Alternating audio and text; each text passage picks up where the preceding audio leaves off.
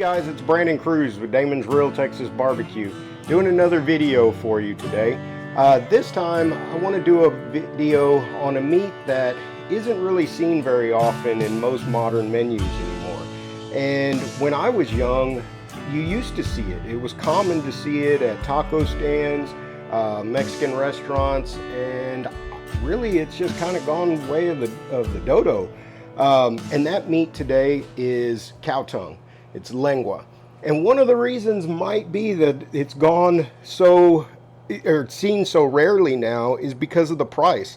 I mean, this is a 4-pound tongue and $8.62 a pound. This is $35 for a 4-pound tongue. Now, one good thing about this though, unlike brisket, you're not going to lose a lot of the weight from this, where during the cooking process on a brisket, you're liable to lose half of what you originally started with. With a cow tongue, you're going to get close to this 4 pounds. There'll be a little bit of shrinkage, and the reason for that is because the cow tongue's really lean. It's not full of fat. It's very healthy for you. There's different ways to cook it. I'm going to show you the way that I was taught as a kid. When I was a kid, my dad used to make lengua every Sunday. That was our Sunday tradition. My dad would cook it completely different than what I'm about to show you. He cooked his in a pressure cooker. We would go to church and he'd set that pressure cooker with the lengua on before we leave, and when we come back we'd have fresh tacos ready to go. But my dad didn't even barbecue really. It was very rare. But when I opened the restaurant, I wanted to bring that tradition of making lengua every Sunday here, but incorporate it in barbecue. So I'm going to show you the way I do it. There's other ways, like I said, but this is the way I do it.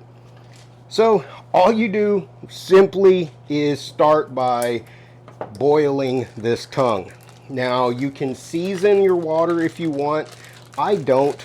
The reason I don't is because I am looking for that smoke flavor more than anything. I want the meat to stand out. When you eat this, I want you to know you're eating lengua, for one, and I don't want it over seasoned by, anything other than just cooked properly and have good smoke and my seasoning as well.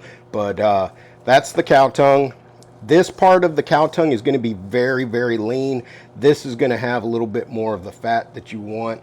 The reason we're boiling it, if you can hear this, that is a membrane on there that is like shoe leather, and you cannot get this stuff off without boiling it. Now, I say that because I have seen videos of people freezing them and then using a catfish skinner and peeling it off that way. I tried that one time, and as soon as I pulled with that catfish skinner, the tongue went flying, and I was like, yeah, we ain't doing it that way ever again. So you want to put a whole lot of water in here because this is going to boil for 3 hours on our stove. Like I said, if you want to season it, you can put bay leaves, garlic, whatever you want in there. I just put water and I boil it for 3 hours, and after that, then we'll be able to get this membrane off very easily. So anyway, guys, I'm going to go ahead and put this on the stove for you, and we'll go from there. All right, guys, we have our cow tongue now here. It has been boiling for 3 hours in the water. Now, a key to getting this skin off, or membrane, whatever you want to call it, is you have to peel it while this tongue is hot. Do not let this thing cool off, because if it does, you're back in the same situation where this skin is hard to get off of it. So while it's hot, and we have some cotton gloves underneath these, you can just start peeling this. And like I say, this stuff is tough. Now you understand why when I was handling that frozen one that time, it went flying across the room.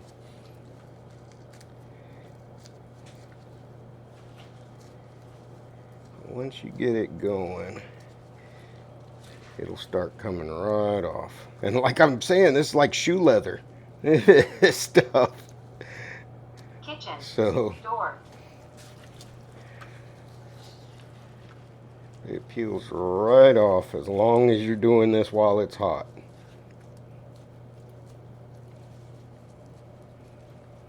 And you don't want to leave any of it on there.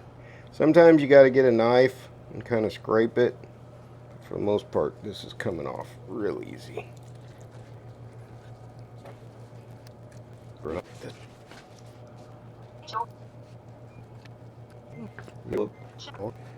There is our tongue, all nice and peeled. Now what we're going to do is we're going to season this. Once again, use whatever seasoning you like. You can do salt, pepper, garlic. You can do whatever seasonings that you like, whatever barbecue seasoning, whatever. I use our seasoning here in house. We use this seasoning for everything we do. And once again, we're going to season this heavily. Don't be scared of it. It's a big chunk of meat. And then I'm going to let it sit. You can let it sit overnight in the refrigerator if you want. You can put it on right away, but if you're going to put it on right away, let it sit for, at least 30 minutes before you get it on there. That way you get some of your seasonings to start mingling in there. But this thing is pretty much fully cooked already, but it's not where we want it. We want this thing so tender it's just falling apart. So I'll show you the next process. What we're going to do is put it on the pit, smoke it. Then once it has really good smoke, we're going to braise it, and I will show you how that's done. Alright, so we have had our tongue and our barbacoa on since 6 this morning. They went on around 6 o'clock, and it is now 2 o'clock. The pit's been running roughly about where it's positioned. I think 325 is where it's been running most of the day, but that's where my temperature reads, is in the front. So where I've had these has been sitting further back where they're not getting as much heat. So the barbacoa and the tongue have been getting maybe about 250 to 265 probably most of the day, or up until now. Now, the reason I tell you this is because I know somebody's going to ask, but it's not important. It's not important how long they've been on. It's not important what temperature I've been running. What we're looking for is a color. We want these to be a certain color, that dark mahogany, and once we've reached that, that's good. Now they're ready for the next step, to be braised. So what I'm saying is, whatever your pit runs, whatever you're comfortable running your pit at to get it to this color, that's where we want you, to then pull and go into the next step. It's not important what the internal temp is right now, because it's still got a long way to go, I can guarantee you. But anyway, because our ultimate goal is going to be in the 203 range, possibly more. It all just depends, because we're trying to reach a tenderness in our barbacoa as well. So anyway, but for now, what we're going to do is take our onions, get everything prepared for our next step, which is the braising process. So we're going to take one large onion. I didn't have a large onion, so I'm using a medium onion and a small onion. But and we're just doing a rough chop on this. It's nothing, because we're not wanting to serve this onion with our meat later on. All it's there for is flavor, so we're just going to do a big rough chop.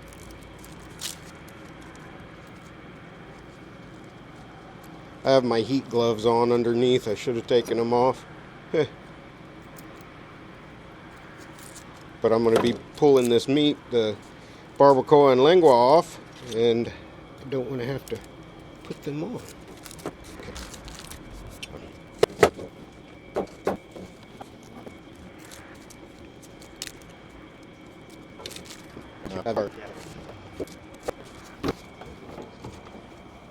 You don't even really have to worry about breaking them up. They're going to cook down and break up. You take basically a whole garlic bulb. That's going to be that's a pretty good size one right there.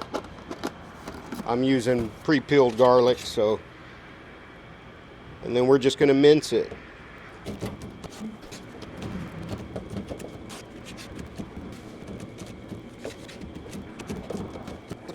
And that's about it. It doesn't have to be perfect, doesn't have to be even minced all that fine.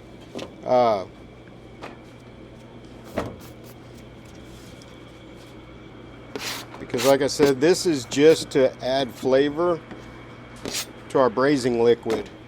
And our braising liquid is just beef broth. You can make your own beef broth if you want, but we just buy beef broth here. Now, this is a 49-ounce can, but it all depends on how big of a pan you're using.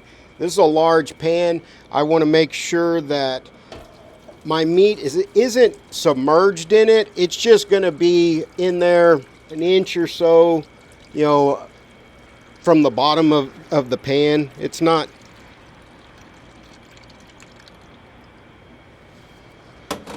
So now we'll put 4 bay leaves. Now, if you're using a small pan, you might just do 1. I'm cooking about, well, 1 tongue, and I believe it's probably about 8 pounds of barbacoa, maybe. So there's a few bay leaves. Like I say, if you're using a smaller pan, just use 1 bay leaf. Use less onions as well. But all right, so now we can see our barbacoa, and it's still firm, but you can see the mahogany colors in it. It's really dark. It is where we want our barbacoa, and we're just going to set it in there. Once again, look in the light, you can see the colors to it. Like I say, it's a real pretty dark color, and it's still firm. So you can see how firm they are. So there's our beef cheeks. And here's our cow tongue. And you can see the color as well.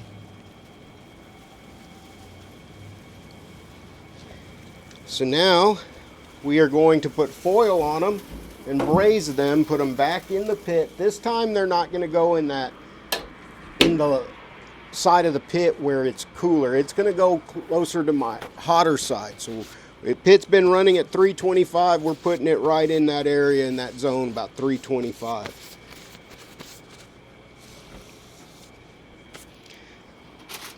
Because now that the liquid is in there, you really don't have to worry how hot you get it, because what we're trying to do is basically steam it. And as long as you don't lose your liquid, where you get it so hot that all your liquid evaporates out, you don't want that. That will burn all your meat. So as long as the liquid's in there, put it in a nice hot spot in the pit. Go check it in about an hour. We'll check it, hour and a half. We'll actually start probing it. We'll feel it. That's what we're going to go off a lot, is just feeling. Because you want to be able, that barbacoa wants to just break down. When you're ready to get it or to eat it, you just want to be able to pull it with your hands. So that's what we're looking for next. But we're going to put it back on the pit and let it run. We'll come check it in an hour to an hour and a half.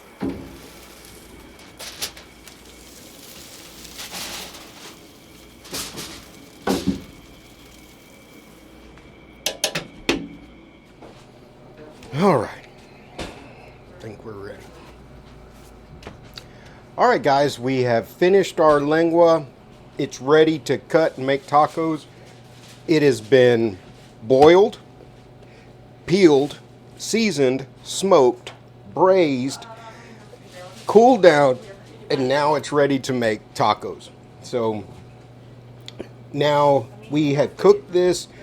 braised them with the barbacoa. They got smoked with the barbacoa, braised with the barbacoa.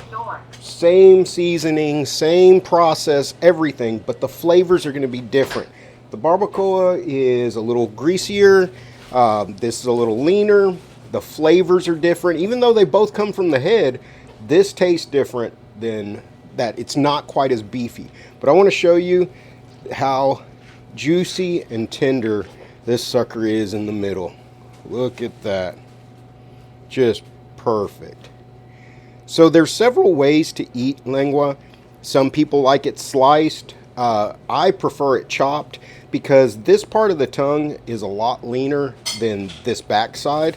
This would be, if you look, still juicy, but it's just a lot leaner, less fat in there. So I like to chop it and then mix it all together and make tacos into everything. So I'm just going to slice these into kind of big chunks. Heck, you almost don't even have to slice it. It's so tender.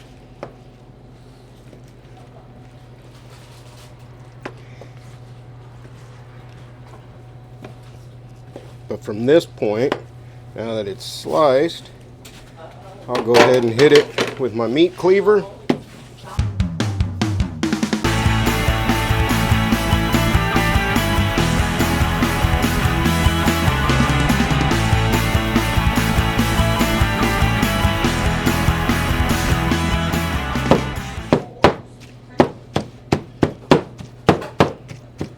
So as I had said in the beginning of this video, you noticed how expensive tongue is now. It was like $35 if I remember right when we started on this, is how much this tongue cost. That's what we ended up with. All that labor, all that work, all that money, this is all we ended up with. So I'm telling you, it is higher dollar than Wagyu beef. I mean, tongue is very expensive, but there's a reason. It is a delicacy. Like I said, back in the day, it used to be thrown away. It was common to throw it away, but us Hispanics, we don't waste anything, and also a lot of us were very poor growing up, and this is what we ate because it was cheap or it was free. My family talks about that all the time, but I'm telling you, this is to me like a delicacy. It really is. So we're gonna make ourselves a taco.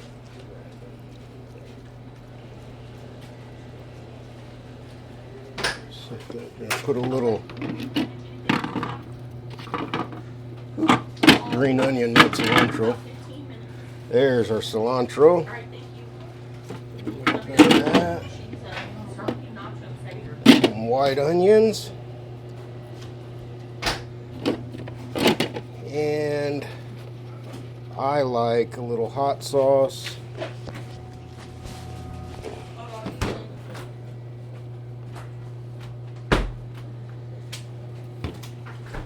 Let's give it a taste.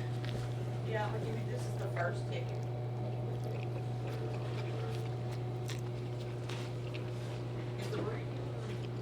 Man, that is out of this world. It really is. Some people add a little salt to it. You can always add a little of the seasoning you use. To me, it's perfect. The smoke, the flavor of the tongue. It's not nearly as beefy as barbacoa. Some people don't like the taste of barbacoa because they say it tastes a little too strong, a little too much beef flavor. This doesn't have that. It's a lighter, leaner flavor. Very, very good.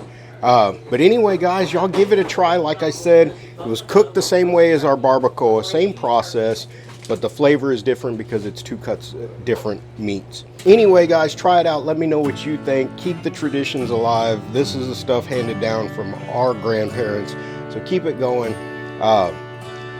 Like and subscribe to our channel. We'll have more videos coming out. Follow us on Instagram and Facebook as well. Thank you for watching. God bless you, and remember, smoke meat, not meth.